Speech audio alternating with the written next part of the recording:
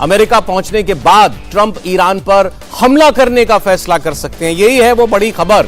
क्या इस जंग में इजरायल के साथ ट्रंप भी आ जाएंगे, अमेरिका भी आ जाएगा, इसकी बहुत सारे कयास लगाए जा रहे थे, लेकिन अब यह दिखाई दे रहा है होता हुआ। इससे पहले ट्रंप ने चेतावनी देते हुए कहा कि सभी लोग तेहरान फौरन खाली कर दें। तेहरान को इवैक्यूएट करने की उन्होंने जो है मांग की थी और इसको लेकर के एक पोस्ट किया था। उसके बाद से तेहरान में हड़कंप मचा हुआ है। ट्रंप ने कहा कि ईरान परमाणु हथियार नहीं रख सकता। यह बॉटम लाइन है। यह मुमकिन ही नहीं है कि किसी भी सूरत में ईरान के पास परमाणु हथियार हो। अब सवाल यह था कि अमेरिका इसके लिए करेगा क्या। ईरान को उस समझौते पर दस्तखत कर देने चाहिए थे, ट्रंप कह रहे हैं, जिस पर मैंने उसे साइन करने के लिए कहा था। लोगों का मारा जाना बहुत शर्म की बात है। मतलब ट्रंप अब पूरी तरह से अग्रेसिव है।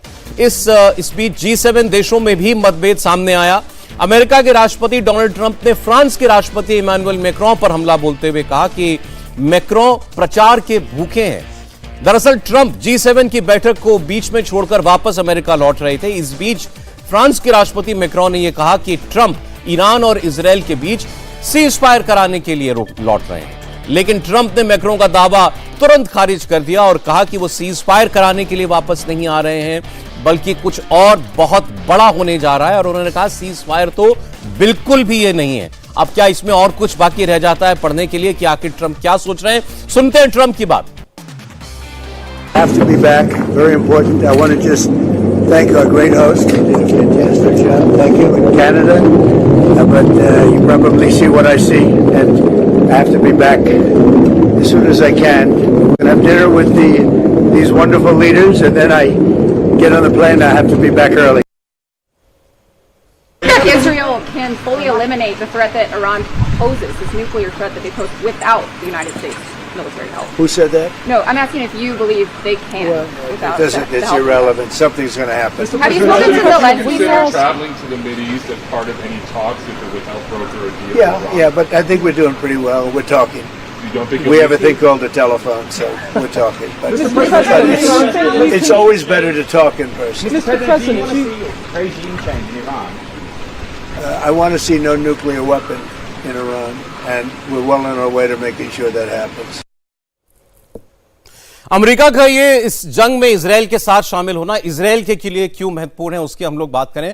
पहले चर्चा ये ट्रंप जो कुछ कह रहे हैं उसका मतलब क्या है। आपको बता दें, खबरें ये कह रही हैं कि ट्रंप अमेरिका लौटते ही वॉशिंगटन डीसी में व्हाइट हाउस के अंदर अपने सिचुएशन रूम में जाएंगे, जहां पर सारे मिलिट्री ऑपरेशंस जो हैं वो ओवरसी किए जाते हैं, और वहां वो अपनी नेशनल सिक्योरिटी काउंसिल की एक मीटिंग बुलाने जा रहे हैं। तो अब ट्रंप क्या सीधे अपनी सेनाओं को कहेंगे कि आप इजरायल का साथ दीजिए इस जंग में? अभी तक अमेरिका की भूमिका क्या है? अमेरिका ने एयर डिफेंस सिस्टम इजरायल को दिए हुए हैं। आसपास जहां उसके बेसेस हैं इजरायल के कुछ और देशों में, वहां से वो ईरान से फायर होने वाली मिसाइल्स को इंटरसेप्ट करने में इजरायल की मदद कर रहा है। लेकिन अभी तक वो ऑफेंसिव रोल में नहीं है, यानी वो ईरान पर हमला नहीं कर रहा था। लेकिन क्या अब ट्रंप ये करने जा रहे हैं? एम्बेसडर साहब, सबसे बहुत बहुत धन्यवाद सर। जब आपके साथ होता हूं ऑलवेज अ प्लेजर। और फिर हमारे नेवल, मिलिट्री और एयरफोर्स के आपने आज तो फुल फोर्सेस देख लीजिए, और मैं अकेला फंस गया फिर से बीच में ऐसा। और वो भी आपको बताना यह है कि ट्रंप जैसा आदमी क्या सोच रहा है। सोच लीजिएगा। अब उसके विचार मेरे अलग। पहले मैं जरा ऊपर देख रहा हूं कि यहाँ पे शेल्टर कहाँ है। अगर कोई बम वम आ गया, वो जो लाइव हो रहा था ना, अभी दिखाएंगे वो मैडम बहुत गाली वाली दे रही थी इजराइल को, फिर बम पड़ा तो चुप भाग गई वहां से। तो यहाँ छुपने की जगह है ना सर? जरूरत नहीं पड़ेगी।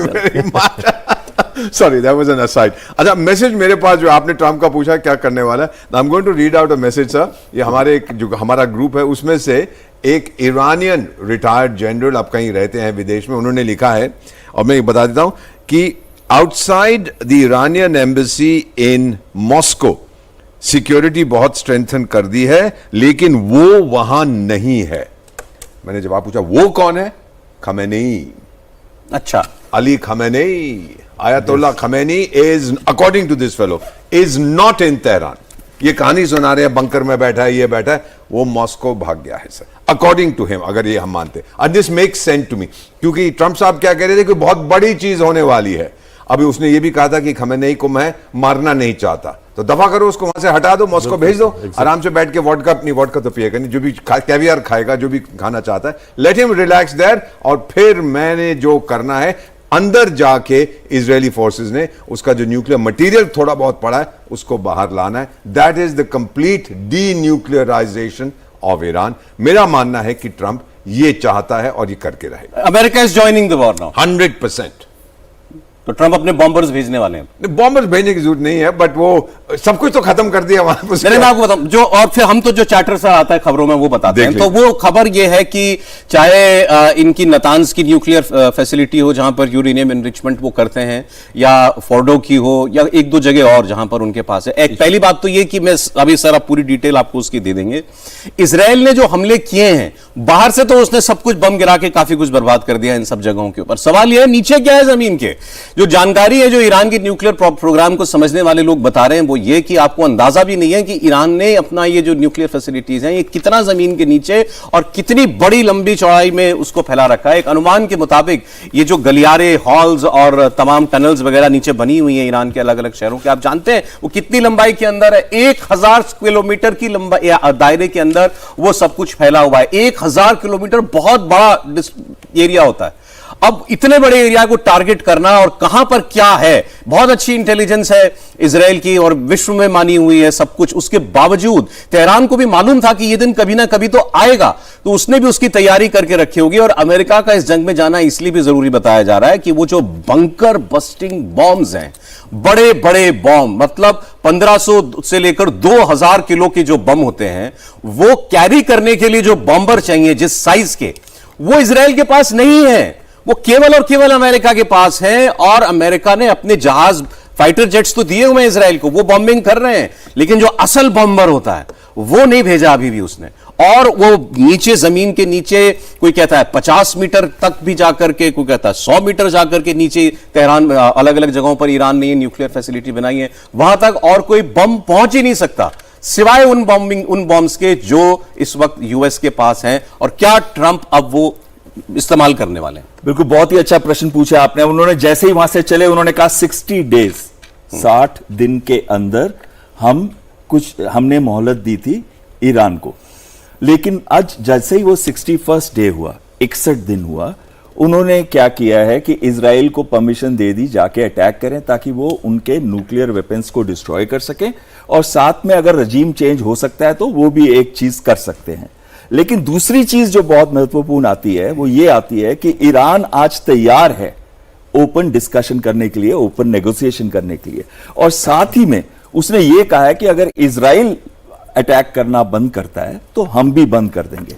लेकिन जो प्रॉब्लम आ रही है, इन्होंने जितने भी हमले किए हैं वो किए नतान्स के ऊपर। तो नतान्स जो है सबसे बड़ा इनका एनरिचमेंट सेंटर है, और ये एनरिचमेंट सेंटर कुछ ऊपर है और कुछ नीचे है, यानी कि अंडरग्राउंड है। और दूसरा है फोर्डो जो कि माउंटेन्स के अंदर है, जो 300 फुट के करीब नीचे है। अच्छा। यानी कि उसको डिस्ट्रॉय करने के लिए या उसको अफेक्ट करने के लिए उनको बंकर बस्टिंग बॉम्ब, जो BLU-57 की आप बात कर रहे थे, 13,600 kg वाला, यानी कि 30,000 का पाउंड का बॉम्ब, ये वाला इसके लिए चाहिए। पर ये एक सिर्फ B2 स्टेल्थ बॉम्बर ही इसको कैरी कर सकता है।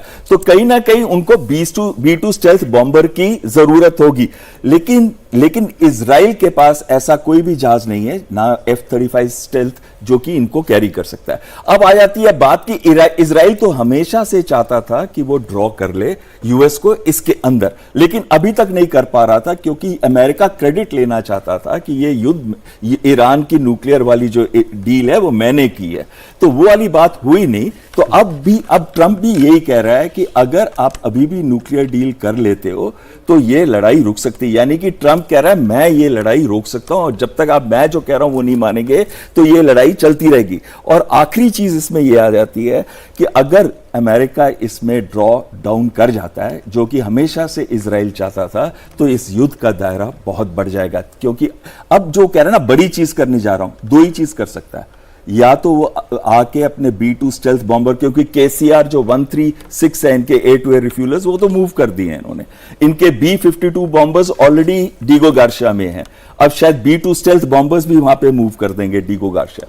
तो अगर वो करता है तो उसके पास दो चॉइसेस हैं, खमैनी को भी मारना, ये एक चॉइस है। पर अगर खमैनी उसको मिलता है कि कहां गया, जैसे सर कह रहे थे खमैनी शायद देश में ही ना हो, नहीं है। और दूसरी चीज है बंकर बस्टर बॉम्ब यूज करके, जो उसके फौर्दों के, क्योंकि एक लिमिट के बियॉन्ड वो नहीं कर सकता, लेकिन जब भी ये करेगा तो इसमें एक इशू बहुत मेजर आ जाएगा कि अगर 50,000 सेंट्रीफ्यूज के करीब को अगर डिस्ट्रॉय किया जाता है तो सोचिए जो उसके बाद का इफेक्ट होगा, रेडियो एक्टिव पॉइजनिंग, पानी, एनवायरनमेंट, या जो स्प्रेड होगा उसका रेडियो एक्टिव मटेरियल का, और जो हेल्थ इश्यूज होंगे